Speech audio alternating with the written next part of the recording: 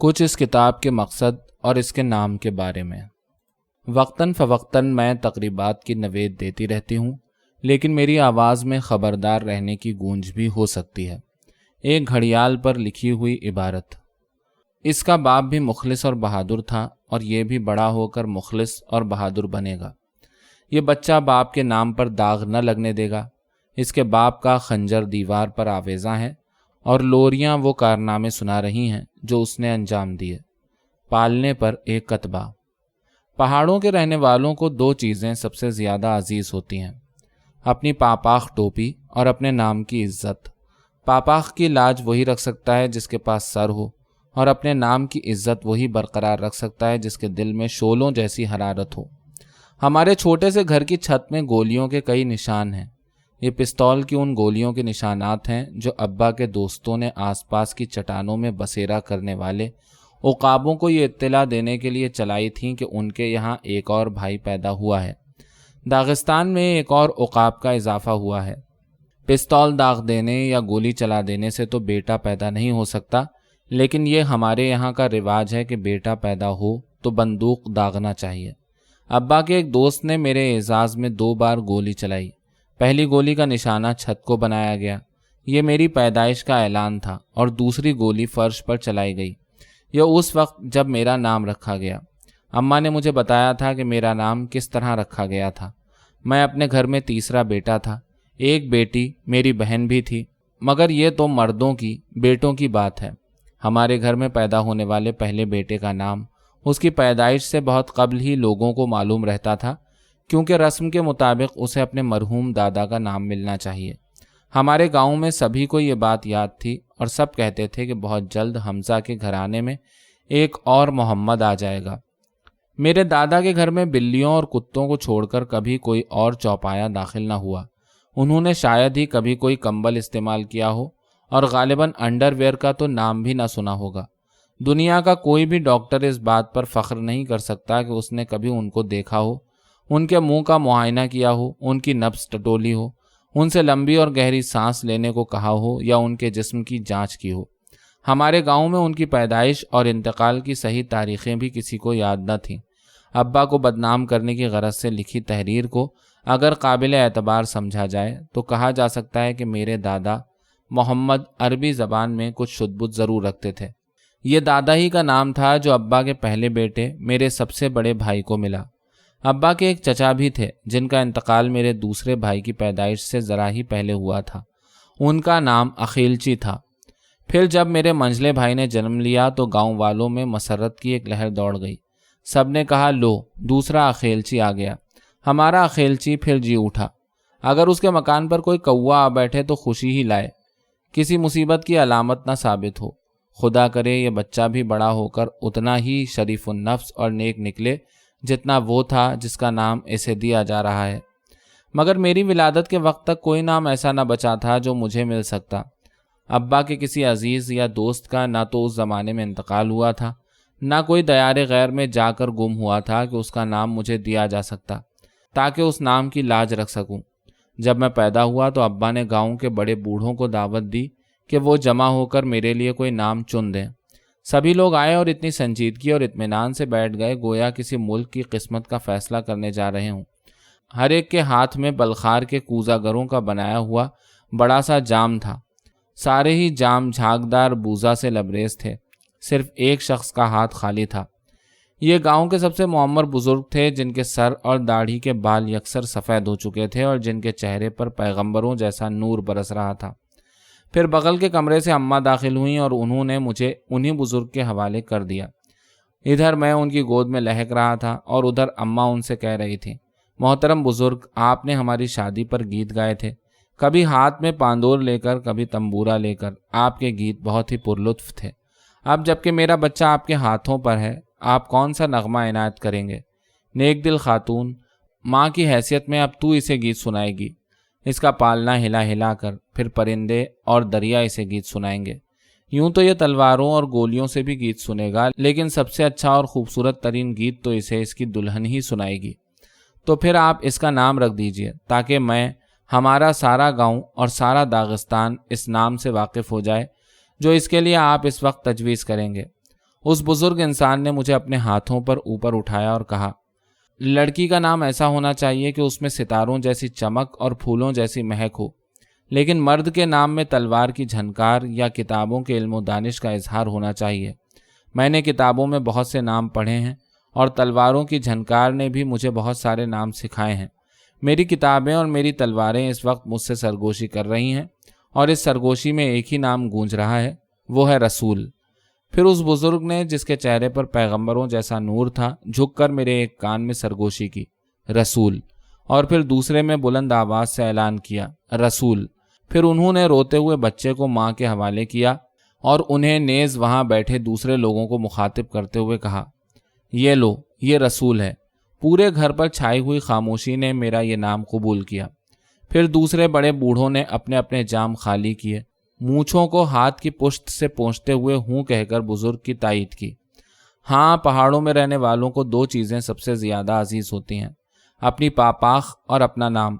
हो सकता है कि किसी सर के लिए पापाख बहुत भारी हो, नाम भी भारी हो सकता है। मुझे महसूस होता है कि सफ़ेद बालों वाले उस बुजुर्ग ने, जो बड़े पढ़े लिखे थे और देश देश की सैर कर चुके थे, मेरे नाम के साथ एक ख़ास मानी और एक ख़ास मकसद वाबस्ता कर दिया था। अरबी में रसूल के मानी होते हैं पैगाम्बर या एलची। सवाल यह है कि मैं किसका पैगाम्बर या एलची हूँ। मेरी नोट बुक से। बेल्जियम की बात है, मैं शायरों के एक इज्तिमा में शरीक था जो सारी दुनिया से यहाँ इकट्ठा हुए थे और मुख्तलिफ कौमों और मुल्कों की नुमाइंदगी कर रहे थे। जितने लोग भी स्टेज पर आए, उन्होंने अपनी कौम, उसकी तहजीब, शायरी और उसके मुस्तकबिल की बात की। उनमें कुछ लोग ऐसे भी थे जो वतन से नहीं, कहीं और से आए थे। मसलन हंगरी का एक शायर लंदन से आया था, एक इस्तोनियाई शायर पेरिस से आया था और एक पोलिस्तानी शायर सैन फ्रांसिस्को से। अब ये तो मुकद्दर का खेल था, जिंदगी की हवाओं का खेल था, जो उन लोगों को अपने साथ उड़ाकर मुख्तलिफ मुल्कों में, दूर दराज समुंदरों और पहाड़ों के इस पार अपने वतन से हजार मील दूर पहुंचा गई थी। मुझे सबसे ज़्यादा ताज्जुब एक शायर की तकरीर सुनकर हुआ, जिसने बड़े तमतराक के साथ ऐलान किया, साहिबों, आप लोग मुख्तलिफ मुल्कों से आए हैं, आप मुख्तलिफ कौमों की नुमाइंदगी करते हैं। यहाँ अकेला आदमी मैं हूँ जो न किसी मुल्क की नुमाइंदगी करता है न किसी ख़ास कौम की। मैं सारे मुल्कों और सारी कौमों का नुमाइंदा हूँ। मैं शायरी का नुमाइंदा हूँ, मैं शायरी हूँ। मैं वो सूरज हूँ जो अपनी रोशनी से पूरी दुनिया को फैज़ पहुँचाता है। वो बादल हूँ जो खित्ते ज़मीन के गोशे गोशे पर बरसता है और ये नहीं सोचता कि उसकी कौम क्या है। मैं वो पेड़ हूँ जो दुनिया के हर गोशे में फूल फल सकता है। ये कहकर वो शायर स्टेज से उतर गया। बहुत सारे लोगों ने तालियां बजाईं। मैंने भी सोचा कि बात तो सही है, हम शायरों पर पूरी दुनिया की जिम्मेदारी है, लेकिन जिस शख्स को अपने वतन से प्यार ना हो वो सारी दुनिया की नुमाइंदगी नहीं कर सकता। मेरे नज़दीक तो उस शख्स की मिसाल ऐसी है जो अपने वतन अजीज़ को छोड़कर किसी और जगह जा बसा हो, वहीं शादी कर ली हो और अपनी सास को माँ कहने लगा हो। मैं सासों का एहतराम करता हूँ, लेकिन माँ तो माँ ही होती है। अगर कोई आपसे पूछे कि आप कौन हैं, तो आप उसके सामने अपने कागजात पेश कर सकते हैं, उसे अपना पासपोर्ट दिखा सकते हैं जिसमें आपसे मुताल्लिक़ सारी ज़रूरी इत्तलात मौजूद होती हैं। यही सवाल जब किसी कौम से किया जाए तो वो अपनी असनाद की सूरत में अपने साइंसदानों को, अपने अदीबों, अपने फ़नकारों और अपने मुदब्बिरों को पेश करती है।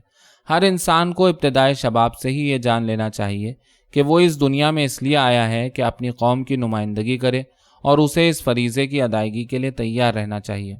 इसलिए हर इंसान को एक नाम दिया जाता है, पापाख दी जाती है, खंजर दिया जाता है और पालने ही में उसे उसके वतन के गीत सुनाए जाते हैं। किस्मत मुझे जहाँ जहाँ भी ले गई है, मैंने अपने आप को उस सरजमीन, उन पहाड़ों और उस गांव का नुमाइंदा समझा है जहाँ मुझे पहली बार घोड़े पर जीन कसना सिखाया गया। मैं जहाँ भी रहा हूँ अपने आप को अपने वतन दागिस्तान का खुसूसी नुमाइंदा समझा है। लेकिन जब कभी मैं अपने वतन दागिस्तान वापस आया हूँ तो मुझे यह महसूस हुआ है कि मैं मजमूई तौर पर पूरी इंसानी तहजीब का खुसूसी नुमाइंदा हूँ, सारे सोवियत मुल्क का, और यही नहीं पूरी दुनिया का सफ़ीर और खुसूसी नुमाइंदा हूँ। मेरे वतन तेरी तारीफ़ क्या बयान करूँ, हज़ार अज़्म है पर गीत गा नहीं सकता। ये मेरा दिल है कि सामान से भरे थैले, हज़ार चाहूँ लब इनके मिला नहीं सकता। मैं चाहता हूँ कि दुनिया पर एक नज़्म लिखूँ, उसी ज़बान में जिसमें हज़ार गीत लिखे, मगर कुछ ऐसा है जैसे कि कोई कीसा ज़र, हज़ार चाहूँ ये मुझसे कभी भी खुल न सके। जब मैं सफ़र से लौटकर घर आता हूँ तो मेरे गाँव के लोग मुझे घेर लेते हैं। میرے گھر کی چھت پر محفل جمتی ہے اور میں ان کے طرح طرح کے سوالوں کے جواب دیتا ہوں۔ کیا تمہیں دوسرے ملکوں میں ہمارے دیس کا بھی کوئی آدمی ملا؟ اپنے سفر میں تم نے ہمارے جیسے پہاڑ بھی کہیں دیکھے؟ وطن سے دور کبھی تمہیں اپنا گھر بھی یاد آتا تھا؟ اپنے گاؤں کا بھی خیال آتا تھا؟ کیا بیرونی ملکوں میں رہنے والے ہمارے بارے میں بھی کچھ جانتے ہیں؟ کیا انہیں معلوم ہے کہ ہم بھی ان کی دنیا کا ایک حصہ ہیں؟ میں جواب دیتا ہوں، بات یہ ہے کہ جب ہم ہی اپنے بارے میں ٹھیک ٹھیک نہیں جانتے تو دوسرے کیسے جانیں گے؟ ہماری تعداد لگ بھگ 10 لاکھ ہے اور یہ سارے ہی لوگ چاروں طرف سے داغستان کی پہاڑیوں میں گھرے ہوئے ہیں۔ ہم 10 لاکھ لوگ ہیں اور 40 مختلف زبانیں بولتے ہیں۔ تو پھر تم ہمیں ہمارے اپنے وجود سے واقف کراؤ اور دوسرے لوگوں کو جو دنیا کے مختلف حصوں میں رہتے ہیں ہمارے وجود کا احساس دلاؤ۔ صدیوں سے ہماری تاریخ تلواروں اور خنجروں سے لکھی جاتی رہی ہے۔ اب ان کرداروں کو ایسی زبان عطا کرو جسے سبھی لوگ سمجھ سکیں۔ تم جو صدا کے گاؤں میں پیدا ہوئے ہو، اگر تم یہ کام نہ انجام دو گے تو پھر کون انجام دے سکے گا؟ اپنے افکار کو چنے ہوئے غولوں کی صورت دے دو جن میں تمام گھوڑے ایک دوسرے کے برابر ہوں، کوئی کسی لحاظ سے دوسرے سے کم نہ ہو، پھر انہیں اپنے صفحات کے پاکیزہ میدانوں میں چھوڑ دو۔ اپنے افکار کو سراسیمہ گھوڑوں اور ڈری سہمی بھینسوں کی طرح ان صفحات سے گزرنے دو۔ اپنے خیالات چھپا کر نہ رکھو۔ اگر تم نے ایسا کیا تو بھول جاؤ گے کہ تم نے انہیں کہاں رکھا ہے، بالکل اس کنجوس کی طرح جو اپنا خزانہ کہیں دفن کر دیتا ہے، کچھ دن بعد بھول جاتا ہے کہ اس نے اپنا سرمایہ کہاں دفن کیا تھا، اور یوں محض لالچ میں اپنا سب کچھ گنوا بیٹھتا ہے۔ لیکن اپنے خیالات دوسروں کے حوالے بھی نہ کرو۔ بچوں کو کھلونے کے بجائے کھیل کے لیے کوئی قیمتی اور نازک اوزار نہیں دے دینا چاہیے۔ بچہ اسے کھو دے گا، توڑ دے گا یا اپنے ہاتھ زخمی کر لے گا۔ تمہارے گھوڑے کی عادتیں تم سے زیادہ بہتر کوئی اور نہیں جان سکتا۔ میرے والد کے راستے کی کہانی۔ ہمارے چھوٹے سے گاؤں صدا سے ایک پختہ سڑک ضلع کے صدر مقام ہنزا کو جاتی ہے، لیکن ابا نے اس عام سڑک سے الگ اپنے لیے ایک پگڈنڈی تلاش کر لی تھی، اور جب انہیں ہنزا جانا ہوتا تو وہ اسی پگڈنڈی کا استعمال کرتے۔ انہوں نے یہ راستہ تلاش کیا تھا، اسے ہموار بنایا تھا اور صبح شام اسی سے گزرتے تھے۔ ابا کو اس راستے پر چلتے ہوئے دونوں طرف کی جھاڑیوں سے رنگا رنگ اور خوبصورت پھول چننے میں بڑا ملکہ حاصل تھا۔ ان خوبصورت پھولوں سے وہ اور بھی زیادہ خوبصورت گلدستے بنایا کرتے تھے۔ جاڑا آتا تو وہ اپنے راستے کے ارد گرد برف کے تودوں سے طرح طرح کی شکلیں بناتے، کہیں آدمی کا بت، کہیں گھوڑا اور کہیں گھڑ سوار۔ صدا اور ہنزا دونوں ہی جگہ کے لوگوں کو ان کے یہ بت بڑے اچھے لگتے، چنانچہ لوگوں کا ہجوم انہیں دیکھنے کے لیے امڑ آتا۔ ابا کے بنائے ہوئے پھولوں کے گلدستے کب کے مرجھا چکے ہیں اور برف کی شبیہیں پگھل کر بہہ گئی ہیں، لیکن داغستان کے یہ پھول اور پہاڑیوں کے خدوخال آج بھی ان کی شاعری میں زندہ ہیں۔ اپنے لڑکپن میں ایک بار جب ابا زندہ تھے مجھے ہنزا جانا پڑا۔ میں نے سوچا کہ پکی سڑک چھوڑ کر ابا والی پگڈنڈی اختیار کروں۔ ابھی میں نے ادھر کا رخ ہی کیا تھا کہ ایک بزرگ مل گئے۔ انہوں نے مجھے روک دیا اور کہنے لگے، باپ کے بنائے راستے پر مت چلو، اپنی راہ خود نکالو۔ میں نے ان کی یہ ہدایت مان لی اور ایک نئے راستے کی تلاش شروع کی۔ میرے نغموں کا یہ راستہ طویل بھی رہا ہے اور دشوار گزار بھی، لیکن میں آج بھی اسی راستے پر چل رہا ہوں اور خود اپنے گلدستے کے لیے پھول جمع کرتا جا رہا ہوں۔ اور اسی راستے پر چلتے ہوئے زیر نظر کتاب لکھنے کا خیال میرے ذہن میں پیدا ہوا۔ اس طرح کے خیال کا ذہن میں جنم لینا ایسا ہے جیسے حمل کا قرار پانا۔ تخلیق تو معینہ مدت پوری ہونے کے بعد ہی وجود میں آئے گی، لیکن اس دوران تخلیق کو ذہن میں انہی ارتقائی مدارج سے گزرنا پڑے گا جن سے نطفہ ماں کے رحم میں گزرتا ہے، اور پھر زبردست محنت اور درد ذہ کی جان لیوا اذیت کے بعد بچہ جنم لیتا ہے۔ کتاب لکھتے ہوئے بھی مصنف کو ان مراحل سے گزرنا پڑتا ہے۔ بچے کے لیے نام کا انتخاب اس کی پیدائش سے پہلے بھی کیا جا سکتا ہے، تو پھر میں اپنی کتاب کے لیے کون سا نام منتخب کروں؟ کسی پھول کا، کسی ستارے کا، یا پھر علم و دانش کے کسی صحیفے میں کوئی مناسب نام تلاش کروں؟ نہیں، میں اپنے گھوڑے پر کسی اور کی زین نہیں کسوں گا۔ کہیں اور سے لیا ہوا نام عرفیت یا لقب تو ہو سکتا ہے، اصل نام نہیں ہو سکتا۔ یہ سب تو ٹھیک ہے، لیکن جب آپ اپنی کتاب کے لیے کوئی نام تلاش کر رہے ہوں تو آپ کو کتاب کے مواد کا بھی خیال رکھنا پڑے گا، اور اس مقصد کا بھی جو آپ انجام دینا چاہتے ہیں۔ آپ پاپاخ خریدتے ہوئے اس بات کا خیال رکھتے ہیں کہ وہ آپ کے سر کے لیے موزوں ثابت ہو۔ پاپاخ کے لیے سر تو نہیں خریدا جاتا۔ کسی ساز میں تار کی لمبائی کا انحصار اس بات پر ہوتا ہے کہ ساز کتنا بڑا یا کتنا چھوٹا ہے۔ میرا گاؤں، میرے پہاڑ اور میرا داغستان وہ نشیمن ہے جہاں میرے خیالات، میرے احساسات اور میری امنگوں نے جنم لیا، اور یہی وہ نشیمن تھا جہاں سے بالوں پر ملتے ہی میں نے پرواز شروع کی۔ میرے سارے گیت اسی نشیمن کی دین ہیں۔ داغستان میرا گھر بھی ہے اور میرا گہوارہ بھی، تو پھر تلاش میں ادھر ادھر بھٹکنے کی کیا ضرورت ہے؟ ہمارے پہاڑی علاقے میں پوتے کو عام طور پر دادا ہی کا نام دیا جاتا ہے۔ یہ کتاب میرے ذہن کی پیداوار ہے اور میں داغستان کا بیٹا ہوں، اس لیے میں اسے داغستان کہوں گا۔ کیا اور کوئی نام اس سے زیادہ موزوں، زیادہ مناسب یا زیادہ صحیح ہو سکتا ہے؟ کسی ملک کے سفیر کی پہچان اس قومی پرچم سے ہوتی ہے جو اس کی کار پر لہراتا ہے۔ میری کتاب میرا ملک ہے اور اس کا نام اس کا جھنڈا ہوگا۔ ہر ادیب کے ساتھ ایسا ہوتا ہے کہ اس کے خیالات ایک ایک صفحے، ایک ایک سطر اور ایک ایک لفظ پر اس سے بحث کرتے ہیں۔ میرے خیالات نے بھی کتاب کے نام کے سلسلے میں مجھ سے بحث شروع کر دی ہے۔ کسی بین الاقوامی کانفرنس میں شریک بہت سارے وزیروں کی طرح جو اس بات پر بھی متفق نہ ہو پا رہے ہوں کہ ایجنڈا کیا ہے۔ یوں سمجھیے کہ وزیروں میں سے ایک نے تجویز رکھی ہے کہ کتاب کے لیے صرف یک لفظی نام داغستان ہی موضوع ہوگا۔ دوسرے وزیر کو یہ بات قطعی پسند نہیں آئی ہے۔ اس نے اپنے کاغذات سنبھالے ہیں اور بحث کے لیے اٹھ کھڑا ہوا۔ اس سے کام نہیں چلے گا، قطعی نہیں چلے گا۔ ایک چھوٹی سی کتاب کو ایک پورے ملک کا نام کیسے دیا جا سکتا ہے؟ اگر کسی بچے کے سر پر اس کے باپ کی پاپاخ رکھ دی جائے تو اس کا سر ہی غائب ہو جائے گا۔ کام کیوں نہیں چلے گا؟ تجویز پیش کرنے والے نے جواب دیا۔ چاند آسمان کی وسعتوں میں تیرتا ہے اور اس کا عکس نیچے زمین پر دریا یا سمندر میں لرزتا نظر آتا ہے۔ ہم اس عکس کو بھی چاند ہی کہتے ہیں، اس کے لیے کوئی دوسرا لفظ نہیں گھڑتے۔ اور کیا اس کی کوئی ضرورت ہے؟ مجھے وہ کہانی یاد ہے جس میں ایک چالاک لومڑی نے ایک خونخوار بھیڑیے کو چاند کا عکس دکھا کر کہا تھا کہ وہ دیکھو، چربی کا ایک ٹکڑا وہاں پڑا ہے، اور بے وقوف بھیڑیے نے اس ٹکڑے کی طلب میں دریا میں چھلانگ لگا دی تھی۔ لیکن یہ تو لومڑی کی مکاری اور دغا بازی تھی۔ پھر بھی اس سے کام نہیں چلے گا، قطعی نہیں چلے گا۔ تجویز کی مخالفت کرنے والا وزیر اپنی بات پر اڑا رہا۔ داغستان دراصل سب سے پہلے ایک جغرافیائی تصور ہے۔ اس میں پہاڑ ہیں، دریا ہیں، گھاٹیاں ہیں، آبشار ہیں اور جھرنے ہیں، اور یہی نہیں، سمندر بھی اس میں شامل ہیں۔ جب بھی میں داغستان کا لفظ سنتا ہوں تو میری نگاہوں میں فوراً ایک نقشہ ابھر آتا ہے۔ قطعی نہیں، میں بیچ میں بول پڑتا ہوں، داغستان سے میرا دل لبریز ہے، اور میرا دل قطعی کوئی جغرافیائی نقشہ نہیں ہے۔ میرا جو داغستان ہے اس کی نہ کوئی جغرافیائی سرحد ہے، نہ کسی اور طرح کی کوئی حد بندی۔ میرا داغستان صدیوں کا کوئی ہموار تسلسل بھی نہیں۔ اگر میں اپنی کتاب لکھنے میں کامیاب ہو گیا تو یہ داغستان کی کوئی گائیڈ بک نہیں ہوگی۔ میں ساری صدیوں کو ایک دوسرے میں گڈمٹ کر دوں گا اور پھر اس کی تاریخ کا نچوڑ، وہاں کے عوام کی اصل روح اور داغستان کا جوہر نکال کر لوگوں کے سامنے پیش کروں گا۔ یہ سمجھا جا سکتا ہے کہ داغستان ہر داغستانی کے لیے ایک ہی مطلب اور ایک ہی مفہوم رکھتا ہے، لیکن ہر داغستانی کی نگاہوں میں اس کے اپنے داغستان کی تصویر الگ ہوتی ہے۔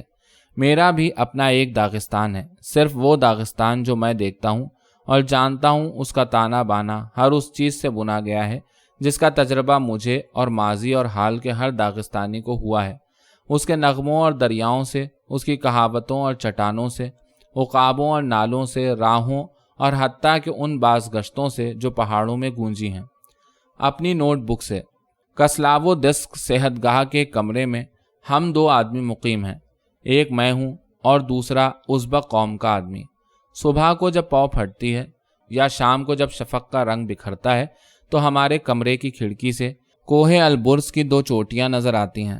مجھے یوں لگتا ہے جیسے یہ دونوں چوٹیاں ان دو نڈر دوستوں کے منڈے ہوئے رن میں زخمی سروں کی طرح ہیں جو شاہمیل کے مرید تھے۔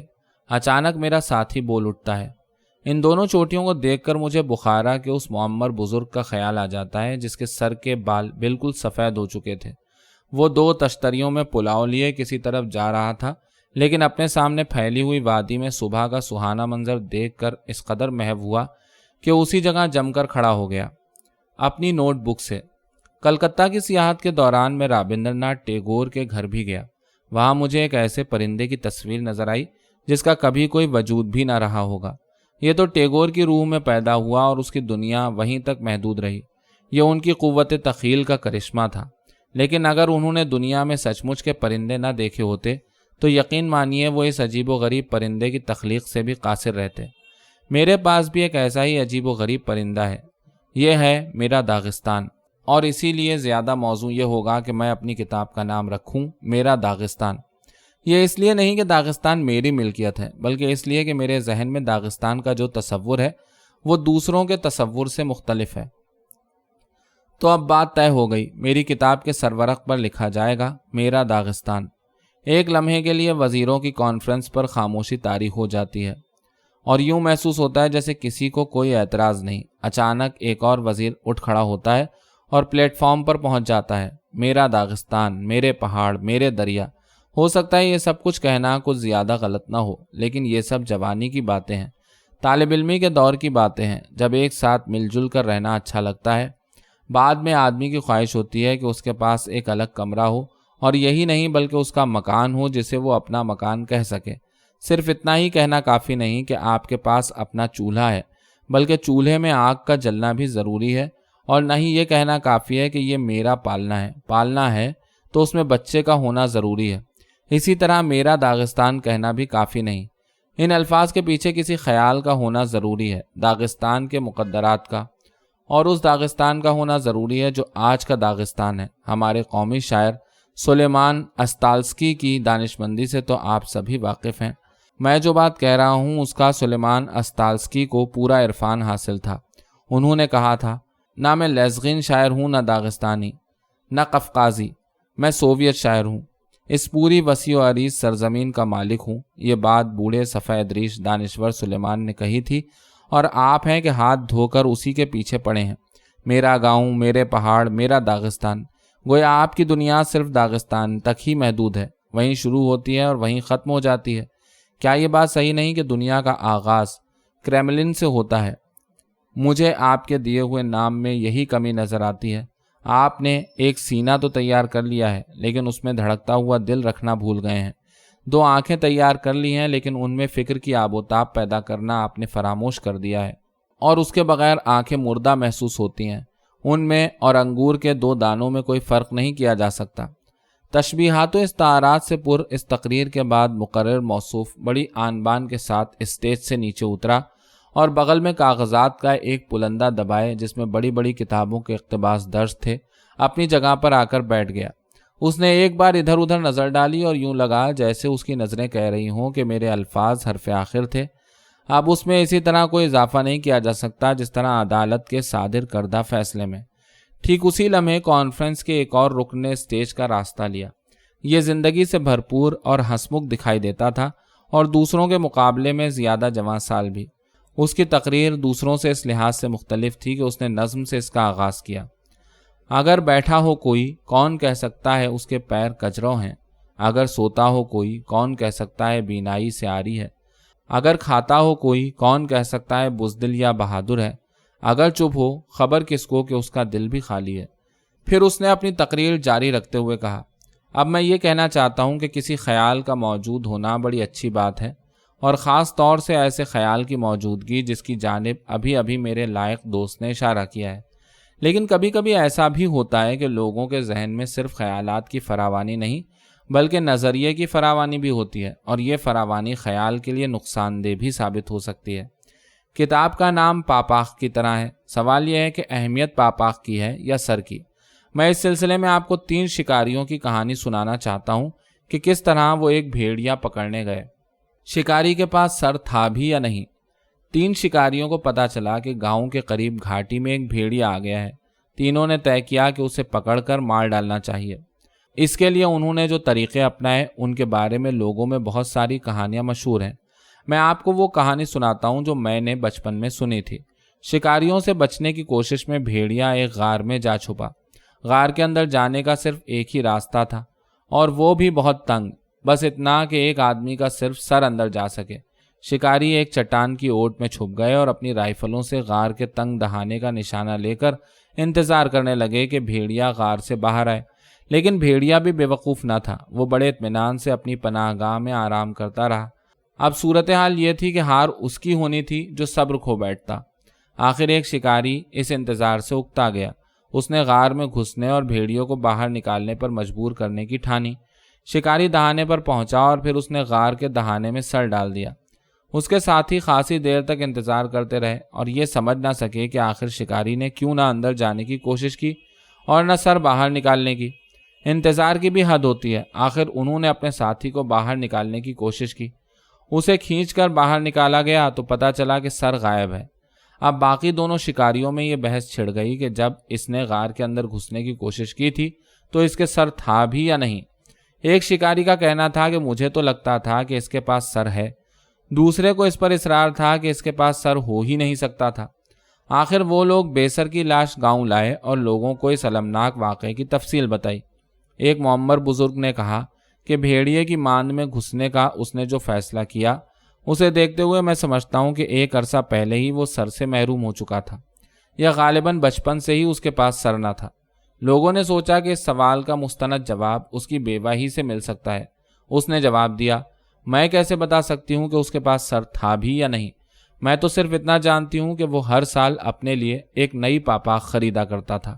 خیال کو صرف قول تک محدود نہیں رہنا چاہیے، اسے عملی روپ بھی لینا چاہیے، اسے پوری کتاب میں جاری و ساری ہونا چاہیے۔ یہ نہیں کہ صرف سرورق پر اس کا ڈھنڈورا پیٹ دیا جائے۔ جس بات کو آخر میں کہنا چاہیے اس کا ذکر ابتدا میں ہی کر دینا بے محل ہے۔ بچہ جب پیدا ہوتا ہے تو اکثر اس کے گلے میں ایک تعویذ ڈال دیا جاتا ہے تاکہ وہ بلاؤں، بیماریوں، مصیبتوں اور اذیتوں سے محفوظ رہے اور ایک خوشگوار زندگی گزار سکے۔ اس بحث میں کیوں پڑا جائے کہ تعویذ سے کوئی اثر ہوتا بھی ہے یا نہیں؟ بہرحال یہ تو سبھی جانتے ہیں کہ تعویذ اس طرح پہنایا جاتا ہے کہ باہر سے نظر نہ آ سکے، کپڑوں کے نیچے سب کی نگاہوں سے چھپا کر اسے رکھا جاتا ہے۔ ہر کتاب میں بھی اسی طرح کا تعویذ ہونا چاہیے جو نگاہوں سے اوجھل ہو تاکہ پڑھنے والا اسے سوچنے اور دریافت کرنے کی کوشش کر سکے۔ یا یوں سمجھیے کہ اربیچ بناتے وقت اس میں ذرا سا شہد بھی ملا دیا جاتا ہے۔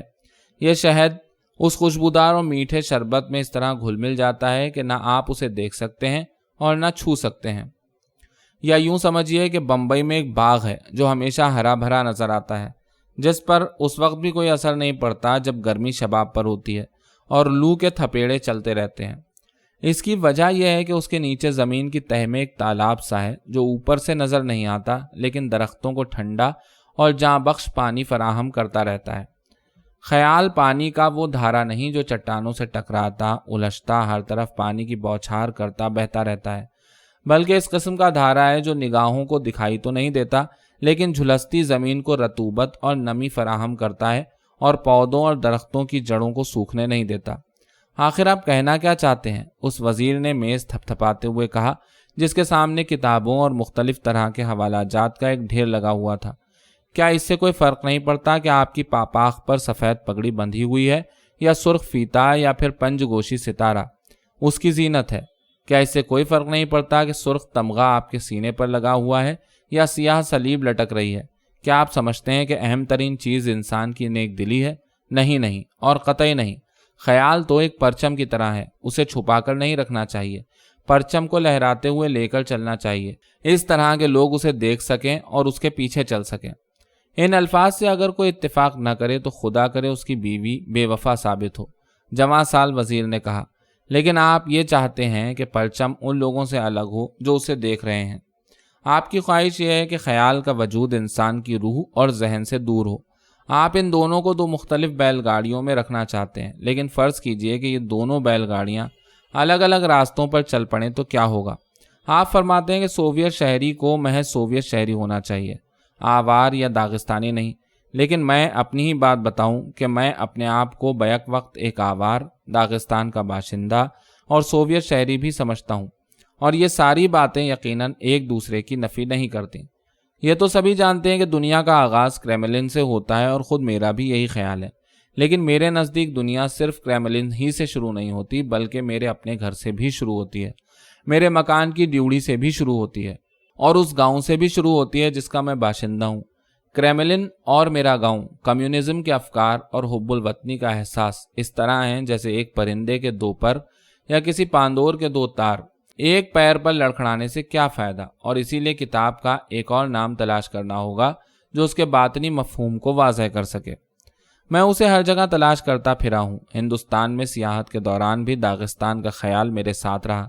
وہاں کی قدیم تہذیب اور فلسفے میں مجھے ایک طرح کی پراسرار آواز کی گونج سنائی دی، لیکن میرے لیے میرے داغستان کی آواز واضح اور حقیقی آواز ہے جو دنیا کے کونے کونے میں سنائی دیتی ہے۔ وہ بھی دن تھے جب داغستان کا لفظ صرف اجاڑ گھاٹیوں اور ننگی چٹانوں ہی سے ٹکرا کر رہ جاتا تھا۔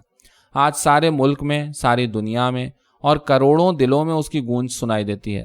داغستان نیپال کے بودھ مندروں میں بھی میرے ساتھ رہا، جہاں 22 ایسے چشمے بہتے ہیں جن کا پانی بیماروں کے لیے شفا بخش ہے۔ لیکن نیپال ابھی تک ایک ناتراشیدہ ہیرا ہے، جبکہ داغستان کا ہیرا کئی بار تراشا جا چکا ہے۔ اس لیے میں نیپال سے اپنے داغستان کا موازنہ نہیں کر سکتا۔ افریقہ میں بھی داغستان کا خیال میرے ساتھ رہا۔ مجھے افریقہ ایک ایسا خنجر محسوس ہوا جس کا صرف 1/4 حصہ ہی نیام سے باہر نکل سکا ہے۔ داغستان کا تصور کینیڈا، برطانیہ، اسپین، مصر اور جاپان میں بھی میرا ہمرکاب رہا ہے، اور ہر جگہ میں نے یہ دیکھنے کی کوشش کی ہے کہ کون سی چیزیں ان ملکوں کو داغستان کا مماثل بناتی ہیں اور کون سی چیزیں مختلف۔ یوگوسلاویا کے سفر کے دوران ایک بار مجھے وہاں کے خوبصورت شہر دوبروفینک جانے کا موقع ملا، جو بحیرہ ایڈریاٹک کے ساحل پر واقع ہے۔ اس شہر کے مکانوں اور سڑکوں کو دیکھ کر گھاٹیوں اور اونچی اونچی چٹانوں کا خیال آتا ہے۔ یوں لگتا ہے جیسے سنگ خارا کی چٹانیں ہوں، جن میں بہت سارے زینے اور چبوترے تراش دیے گئے ہوں۔ گھروں کے دروازے کبھی کبھی ایسے لگتے تھے جیسے چٹانوں کو کاٹ کے غاروں میں جانے کے لیے در بنا دیے گئے ہوں۔ لیکن عزمِ وسطیٰ اور اس سے بھی قبل کی ان یادگاروں کے شانہ بشانہ جدید وضع کی بلند و بالا عمارتیں بھی سر اٹھائے کھڑی تھیں۔ شہر کے ارد گرد اسی طرح کی فصیل تھی جیسے ہمارے دیرینیت کے گرد ہے۔ میں ڈھلوان سڑکوں اور چٹانوں کو کاٹ کر بنائی گئی سیڑھیوں سے گزرتا اس فصیل پر پہنچا۔ ساری فصیل پر برابر فاصلے سے پتھر کے مینار بنائے گئے ہیں، اور ہر مینار میں 2 روشن دان ہیں، جیسے سوچ میں ڈوبی ہوئی 2 آنکھیں۔ مجھے ان میناروں کو دیکھ کر یوں لگا جیسے کسی امام کے مرید اپنے پیر کے حکم کے مطابق اپنی اپنی جگہ پر خلوص کے ساتھ اٹل کھڑے ہوں۔ جب میں فصیل تک پہنچ گیا تو میرا جی چاہا کہ کسی مینار کے روشن دان سے باہر جھانکنے کی کوشش کروں، لیکن سیاحوں کی اتنی بھیڑ تھی کہ مجھے روشن دان تک پہنچنے کے لیے انتظار کرنا پڑا۔ جہاں میں کھڑا تھا وہاں میرے آگے اور لوگ بھی تھے، اور مجھے صرف 2 چھوٹے چھوٹے نیلگوں دھبے سے نظر آئے۔ یہ دھبے اتنے ہی بڑے تھے جتنے خود روشن دان، اور روشن دان ہتھیلی سے زیادہ بڑے نہ رہے ہوں گے۔ لیکن جب میں ایک روشن دان تک پہنچ پایا اور اس سے آنکھیں لگا کر باہر دیکھا تو حیران رہ گیا۔ جنوری کی خوشگوار دھوپ میں ایک وسیع سمندر سامنے تھا جس میں نرمی تھی کیونکہ بہرحال وہ بحیرہ ایڈریاٹک تھا، اور تندی بھی کیونکہ مہینہ تو جنوری کا تھا۔ سمندر نیلا نہیں تھا، طرح طرح کے رنگ اس میں جھلک رہے تھے۔ اس کی لہریں لگاتار ساحلی چٹانوں سے ٹکرا رہی تھیں اور توپوں کی طرح گرجتی ہوئی پسپا ہو رہی تھیں۔ سمندر کے سینے پر جہاز آ جا رہے تھے جن میں سے ہر ایک ہمارے گاؤں کے برابر رہا ہوگا۔ اس وقت بھی جب میں سیاحوں کی قطار میں شامل پنجوں کے بل کھڑا ہو کر وسیع و عریض دنیا کی جھلک دیکھنے کی کوشش کر رہا تھا، اور پھر جب میں روشن دان تک پہنچ گیا اور باہر نظر دوڑائی تو اس وقت بھی مجھے داغستان یاد آیا۔ وہ بھی میری طرح لوگوں کے پیچھے کھڑا اپنی باری کا انتظار کرتے ہوئے پنجوں کے بل کچھ اونچا ہو کر دیکھنے کی کوشش کرتا رہا ہے، مگر کچھ خوش نصیبوں کی چوڑی چکلی پیٹھیں حائل تھیں جو اس کے آگے کھڑے تھے۔ پھر قلعے کے ایک روشن دان سے اس نے دنیا دیکھ لی، اور اب وہ پوری وسیع و عریض دنیا کا حصہ بن گیا ہے، اور اس نے اپنے رسم و رواج، اپنے گیت، اپنا وقار ساری دنیا کے لیے عام کر دیا ہے۔ مختلف شاعروں نے اپنے اپنے دور میں خاصی سرمغزی کے بعد داغستان سے متعلق اپنے تصور کو ٹھوس شکل دینے کی کوشش کی ہے۔ حسنیہ شاعر محمود نے داغستان کی قومیتوں کو ان پہاڑی چشموں سے تشبیہ دی ہے جو مل کر ایک ندی بن جانا چاہتے ہیں لیکن بن نہیں پاتے اور الگ الگ بہے جا رہے ہیں۔ ایک اور موقع پر اس نے کہا ہے کہ داغستان کی قومیتوں کو دیکھ کر اسے کسی تنگ گھاٹی میں کھلنے والے ان پھولوں کا خیال آتا ہے جو ایک دوسرے تک پہنچنے کی کوشش کرتے ہیں لیکن بغلگیر نہیں ہو پاتے۔ مگر اب یہ بات نہیں کہی جا سکتی کیونکہ داغستان کی قومیتوں نے مل کر ایک پرجوش ندی کا روپ لے لیا ہے۔ الگ الگ بکھرے ہوئے پھول ایک گلدستے میں سمٹ گئے ہیں۔ بتیرائی نے کہا تھا جیسے کوئی غریب آدمی اپنا پھٹا پرانا کوٹ گھر کے تاریک کونے میں پھینک دیتا ہے، اسی طرح داغستان کو لپیٹ لپاٹ کے پہاڑوں کے کھڈوں میں ڈال دیا گیا ہے۔ داغستان کی تاریخ کا مطالعہ کرنے کے بعد ابا نے کہا تھا کہ یہ سینگ کے اس جام کی طرح ہے جو میں نوشی کی محفل میں ہاتھوں ہاتھ گردش کرتا رہتا ہے۔ میرے داغستان، میں تجھے کس چیز سے تشبیہ دوں؟ میں کون سی تمثیل ڈھونڈوں جو تیری تاریخ اور تیرے مستقبل کے بارے میں میرے خیالات اور تصورات کی ترجمانی کر سکے؟ ممکن ہے آگے چل کر مجھے اور زیادہ بہتر، نیز زیادہ شایان شان الفاظ مل سکیں، مگر آج تو میں صرف اتنا ہی کہہ سکتا ہوں کہ تو وہ چھوٹا سا روشن دان ہے جس میں سے دنیا کے وسیع و عریض سمندر کی ایک جھلک نظر آتی ہے، یا اسے اور مختصر کر کے یہ کہہ دوں کہ بحر بے کراں کی جھلک دکھانے والا ایک چھوٹا سا روشن دان ہے۔ لو میرے وزیروں، یہ رہا اس کتاب کا دوسرا نام جو میں لکھنے جا رہا ہوں۔ مجھے احساس ہے کہ پڑوس کے دوسرے ممالک بھی اپنے بارے میں یہی تمثیل استعمال کر سکتے ہیں، تو کیا ہوا، اس کے کچھ اور ہم نام ہو جائیں گے۔ میں آپ کی خدمت میں اپنی پاپاخ پیش کرتا ہوں جو میرا داغستان ہے، اور اس پاپاخ کی زینت ایک ستارہ ہے، یعنی بحر بے کراں کی جھلک دکھانے والا ایک چھوٹا سا روشن دان۔ گانا شروع کرنے والے مطرب کی طرح میں نے اپنے پاندور کے دونوں تاروں کو ملا لیا ہے۔ اس آدمی کی طرح جو سلائی کی تیاری کر رہا ہو، میں نے اپنی سوئی میں دھاگا ڈال دیا ہے۔ میرے وزیروں نے کتاب کے نام کی توثیق کر دی ہے، اسی طرح جیسے کسی بین الاقوامی کانفرنس میں شامل وزراء آخرکار ایجنڈے پر متفق ہو جاتے ہیں۔ ایسا بھی ہو سکتا ہے کہ دو بھائی ایک دوسرے سے لڑے بغیر ایک ہی گھوڑے پر سوار ہوں، اور یہ بھی ممکن ہے کہ ایک ہی شہسوار دو گھوڑوں کی لگامیں سنبھال کر انہیں پانی پلانے لے جائے۔ ایک بار ابو طالب نے کہا تھا، اس نے لیو تولستوئی جیسی ہیٹ تو خرید لی ہے، مگر ان کا جیسا سر کہاں سے لائے۔ یہ کہاوت ہے کہ بچے کا نام تو بہت اچھا ہے، دیکھنا یہ ہے کہ وہ بڑا ہو کر انسان کیسا نکلتا ہے۔